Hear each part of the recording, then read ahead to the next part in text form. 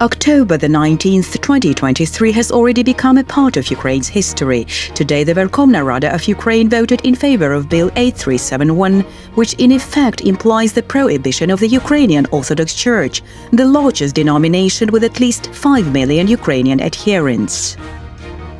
Now, how it happened? The atmosphere in the Rada resembled more of a pub than a parliament of a European state. MPs who tried to argue that the prohibition of the church contradicts the constitution were booed and silenced.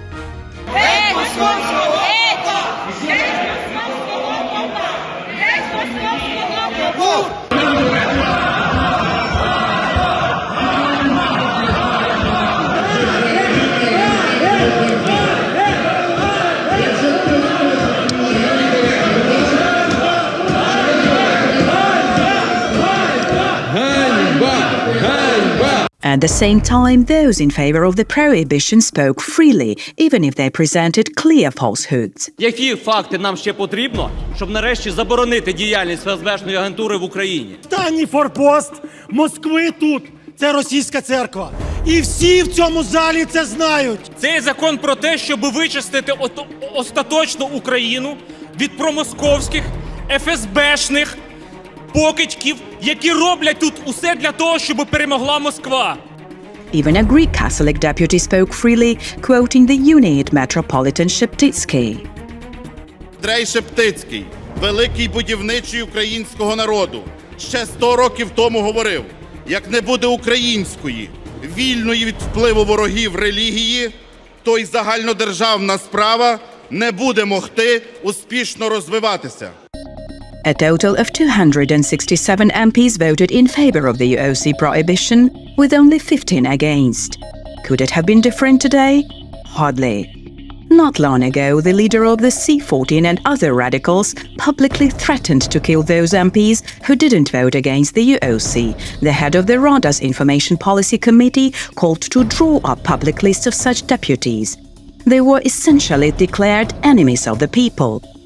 Who would want to be an enemy of the people in a country at war? Even before the vote, such MPs were openly threatened by their colleagues in the Rada. Десятки мільйонів українців будуть дивитися на прізвища, які будуть голосувати через декілька хвилин.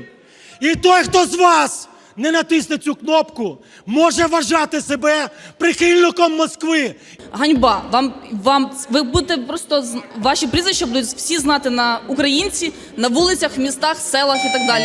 Frenzied propaganda against the Ukrainian Orthodox Church has been ongoing for nearly a year, starting with the steps towards spiritual independence declared by Zelensky, leading to mass searches by the SBU in UOC temples and monasteries. An unprecedented campaign to smear the church unfolded in the media, while lies were repeatedly ventilated that the UOC is a Moscow-controlled enemy structure with only traitors, collaborators and FSB agents. A typical example of such propaganda is the film A Church Without Christ by MP Mykola Kняжицький of the European Solidarity Party, who submitted the bill to the Rada for the UOC ban. His video was released just a couple of days before the vote.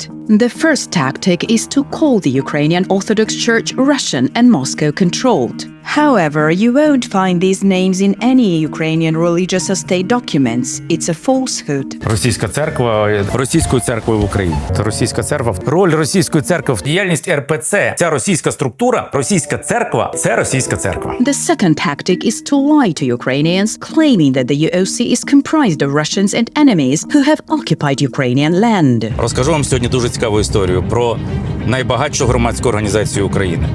Ця громадська організація бере участь у війні проти нашої держави, але лише тут в Києві у її власності 1520 гектарів землі. Що це за організація? Вона називається Російська Православна Церква. Діє вона не лише тут в Києві, а по цілій Україні. The third tactic is to lie that clerics of the UOC have committed countless crimes.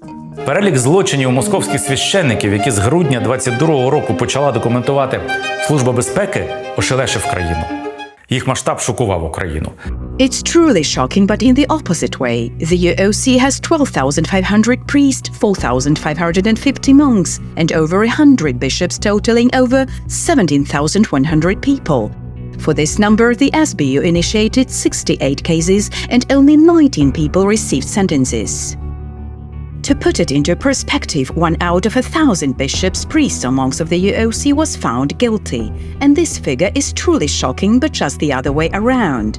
The SBU conducted over 1,300 searches within the UOC. Under the new head Maluk, security forces clearly dug deep to find any dirt on the UOC. The SBU has ample resources for this. What is the result? Almost nothing. A year ago, in July 2022, Zelensky announced that over 650 criminal cases related to charges of state treason and collaboration had been initiated against prosecutors, investigators, and other law enforcement officials. After losing Crimea, 98% of all SBU employees turned into traitors, which is more than 1,300 people. These figures are shocking indeed. Why doesn't Kняжицький initiate legislation to ban the security service of Ukraine? Compared to these numbers, 68 cases and 19 convictions out of 17,100 UOC representatives are a drop in the ocean. У нас в СБУ, у поліції зрадників більше, ніж у УПЦ. Так що тепер, забороняти треба СБУ і церкву?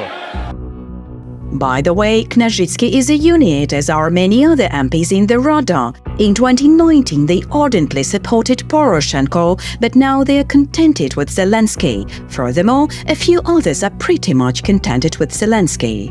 Кому вигідна ця заборона? По-перше, ця заборона вигідна Путіну, який скаже: я ж казав, що в Україні гонять православних. От я їх і захищаю. І ми цією забороною лише підігруємо його хворобливим амбіціям.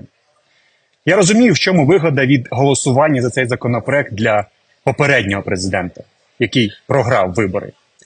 Я розумію, в чому вигода для ПЦУ, але я не розумію, що корисного дасть цей законопроект для нашої держави. Instead of uniting and consolidating, the government is passing a law that will cause, for nothing, a colossal internal explosion, not only within Ukraine. На фронті воює багато вірян нашої церкви. Як вони це сприймуть? УПЦ не ворог. УПЦ – це 6 мільйонів громадян України, які в цей страшний час війни захищають нашу державу на фронті і працюють в тилу. В умовах війни ми повинні об'єднатися. Але, на жаль, ми бачимо, що багато людей працюють проти України.